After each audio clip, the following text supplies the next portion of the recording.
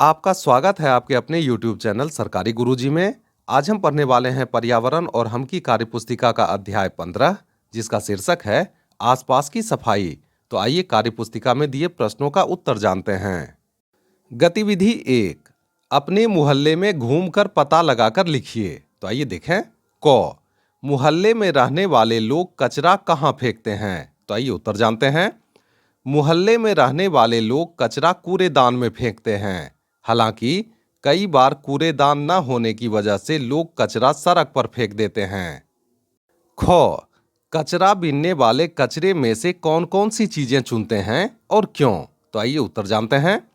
कचरा बीनने वाले कचरे में से पॉलीथीन, कागज, लोहा, प्लास्टिक की बोतलें, कांच, खराब बिजली के उपकरण आदि चुनते हैं, क्योंकि उन्हें अपशिष्ट प्रसंस्करण अथवा प्रोसेसिंग के द्वारा दोबारा उपयोग लायक बनाया जा सकता है।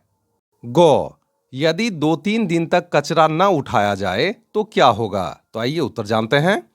यदि 2-3 दिन तक कचरा न उठाया जाए तो कुछ कचरा सड़ जाएगा और उससे बदबू आने लगेगी। सड़ता हुआ कचरा कॉकरोच, मक्खी और मच्छर जैसे बीमारी फैलाने वाले जीवों के लिए प्रजनन स्थल बन जाएगा।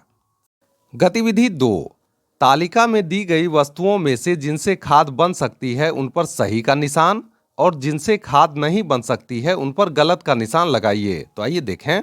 कचरे का प्रकार, भूसा खाद बन सकती है तो सही का निशान लगाएंगे। सूखे फूल खाद बन सकती है तो सही का निशान लगाएंगे। पेंच और कीलें खाद नहीं बन सकती है तो गलत का निशान लगाएंगे। प्लास्टिक की चूड़ियाँ खाद नहीं बन सकती है तो गलत का निशान लगाएंगे। बचा हुआ खाना खाद बन सकती है तो सही का निशान लगाएंगे। मरे हुए जानवर खाद बन सकते हैं तो सही का निशान लगाएंगे। आइए अगली गतिविधि देखें। गतिविधि 3, समीर ने अपनी मां की सहायता से घर से निकलने वाले कचरे की सूची बनाई। उसने उस कचरे को 3 वर्गों में बांटा जो नीचे सारणी में दी गई है। इस सारणी में कुछ और चीजें लिखकर उसे पूरा कीजिए। तो आइए सारणी को पूरा करते हैं। वे चीजें जो जानवरों को खिला सकते हैं, वे चीजें जिनका प्रयोग दोबारा किया जा सकता है, अन्य चीजें। तो वे चीजें जो जानवरों को खिला सकते हैं वे हैं फलों के छिलके, बचा हुआ भोजन, चोकर, भूसा, दाल के छिलके, पुराने अनाज। वे चीजें जिनका दोबारा प्रयोग किया जा सकता है वे हैं पुराने कपड़े, कागज, बोतलें, टीन के डब्बे, कैरी बैग जिसे घरेलू भाषा में झोला भी कहते हैं। अन्य चीजें वे हैं पॉलीथीन, टूटे खिलौने, शीशे के टुकड़े, गत्ते के डब्बे, खराब बिजली के उपकरण। आइए अगली गतिविधि देखें। गतिविधि 4, निम्नलिखित प्रश्नों के उत्तर लिखिए। तो आइए देखें। क, आप अपने स्कूल से निकलने वाले कूड़े कचरे के नाम लिखिए। तो आइए उत्तर जानते हैं। स्कूल से निकलने वाले कुछ कचरे हैं प्लास्टिक, कागज, फर्श की सफाई से निकला कचरा, पिन, स्टेशनरी सामान, इलेक्ट्रॉनिक्स इत्यादि। ख, आप अपने घर से निकलने वाले कूड़े कचरे के नाम लिखिए। तो आइए उत्तर जानते हैं। घर से निकलने वाले कुछ कूड़े कचरे हैं सब्जी और फलों के छिलके, बचा हुआ भोजन, बेकार अखबार, कांच और प्लास्टिक की टूटी बोतलें इत्यादि। गौ, घर से निकलने वाले कचरे और स्कूल से निकलने वाले कचरे में क्या अंतर होता है? लिखिए। तो आइए उत्तर जानते हैं। घर से निकलने वाले अधिकांश कचरे सड़ने गलने वाले होते हैं, जबकि स्कूल से निकलने वाले अधिकांश कचरे सड़ने गलने वाले नहीं होते हैं, लेकिन उनका पुनः उपयोग किया जा सकता है।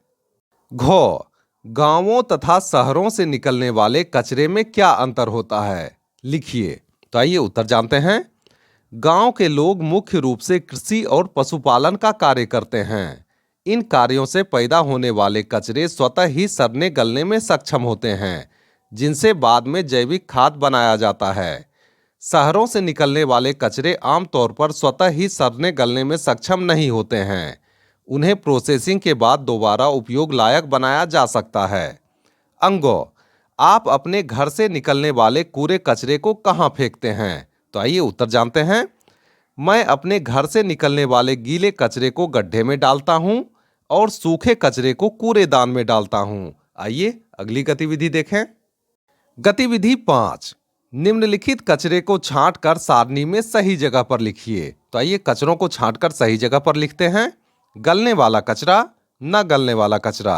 गलने वाले कचरे हैं केले के छिलके, सूखे पत्ते, फटा हुआ सूती रुमाल, गत्ते का पुराना डिब्बा, अंडों का खोल, चाय की पत्ती, गोबर।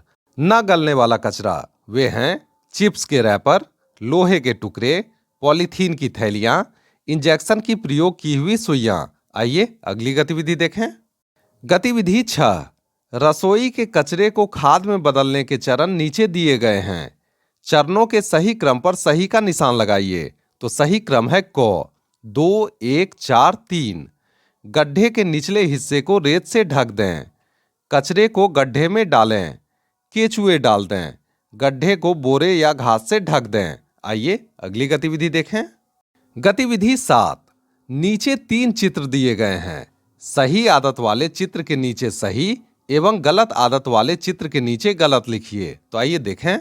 चित्र 1, कचरे को कूड़ेदान में डाला जा रहा है, तो यह सही आदत है। चित्र 2, कचरे को गड्ढे में डाला जा रहा है, तो यह सही आदत है। चित्र 3, कचरे को खुली नाली में डाला जा रहा है, तो यह गलत आदत है। आइए अगली गतिविधि देखें। गतिविधि 8, क, क्या आपके घर में भी कचरे को छांट कर रखा जाता है? कारण लिखिए। तो आइए उत्तर जानते हैं। हाँ, मेरे घर में भी गीले और सूखे कचरे को छांटकर अलग अलग रखा जाता है। कचरे को अलग अलग छांटकर कुछ कचरे का पुनः चक्रण किया जाता है। जिस कचरे का पुनः चक्रण संभव नहीं है उसे शहर के बाहर गड्ढे में डालकर ढक दिया जाता है। ख, आपने अलग अलग रंगों के कूड़ेदान देखे होंगे। किस रंग के कूड़ेदान में किस प्रकार का कूड़ा डाला जाता है बताइए। तो आइए उत्तर जानते हैं। हरा कूड़ेदान, इसका उपयोग जैविक और गीले कचरे को इकट्ठा करने के लिए किया जाता है। नीला कूड़ेदान, इसका उपयोग सूखे और पुनः चक्रण योग्य कचरे को इकट्ठा करने के लिए किया जाता है। लाल कूड़ेदान, इसका उपयोग जैव चिकित्सा अपशिष्टों को एकत्रित करने के लिए किया जाता है। गौ, आप अपने विद्यालय के साफ सफाई के लिए क्या क्या करते हैं लिखिए। तो आइए उत्तर जानते हैं। मैं अपने विद्यालय को साफ सुथरा रखने हेतु सफाई में सहयोग करता हूँ। मैं कूड़ा कचरा हमेशा कूड़ेदान में डालता हूँ। मैं कक्षा की दीवारों को गंदा नहीं करता हूँ। आइए अगली गतिविधि देखें। गतिविधि 9, निम्नलिखित प्रश्नों के 2-2 उत्तर लिखिए। तो आइए देखें। क, पॉलीथीन का कचरा कम करने के लिए हमें क्या करना चाहिए? तो आइए उत्तर जानते हैं। पॉलीथीन का कचरा कम करने के लिए हमें प्लास्टिक बैग का इस्तेमाल नहीं करना चाहिए। बाजार से सामान लाने के लिए कपड़े या जूट का बैग साथ रखना चाहिए। अगर दुकानदार प्लास्टिक बैग में सामान दे तो इसका विरोध करना चाहिए। ख, कूड़ा करकट क्यों नहीं जलाना चाहिए? तो आइए उत्तर जानते हैं। हमें कूड़ा करकट नहीं जलाना चाहिए क्योंकि उन्हें जलाने से जहरीले रासायनिक गैस निकलते हैं जो हवा को प्रदूषित करते हैं।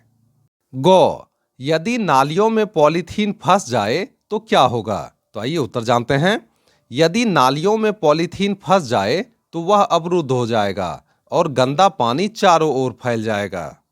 घ, पॉलीथीन पर रोग संबंधी सूचना का एक पोस्टर या सूचना पट्ट बनाइए। तो यह गतिविधि कक्षा कक्ष में आपको अपने सहपाठियों के साथ स्वयं ही करनी है। इसी के साथ पर्यावरण अध्ययन की कार्यपुस्तिका का यह अध्याय पूरा हुआ। मिलते हैं अगले वीडियो में नए अध्याय के साथ। तब तक के लिए स्वस्थ रहिए, मस्त रहिए। आपका बहुत बहुत धन्यवाद।